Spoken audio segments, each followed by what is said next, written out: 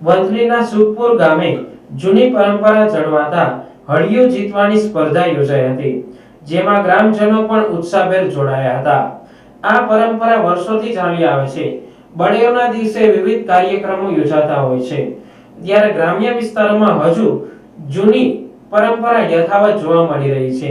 ત્યારે વંથલી પંથકના સુખપુર ગામે જૂની પરંપરા વિસરાઈ ન જાય અને યુવાનો પણ આ વિશે જાણે સમજે તે માટે હળિયું જીતવાની સ્પર્ધાનું આયોજન કરવામાં આવ્યું હતું, જેમાં વરસાદનો વર્તારો પણ કાઢવામાં આવ્યો હતો। આ અંગે ગ્રામજનોએ કહ્યું હતું કે આ જૂની પરંપરા છે જે આગામી સમયમાં પણ યથાવત રહે તે માટે આયોજન કરવામાં આવ્યું હતું, જેમાં લોકો પણ ઉત્સાહભેર જોડાયા હતા।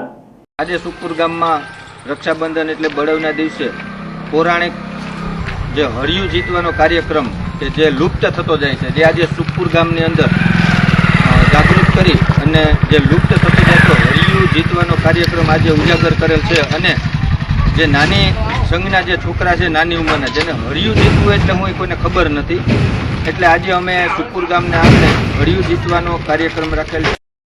પ્રજાને બધાને, પાછળના છોકરાઓને બધાને, નાની ઉંમરના છોકરાઓને બધાને ખબર પડે કે હળિયું જીતવું એટલે હું, જે પૌરાણિક પ્રસંગ હતો, જે બળવના દિવસે એટલે રક્ષાબંધનના દિવસે આ કાર્યક્રમ રાખવામાં આવતો।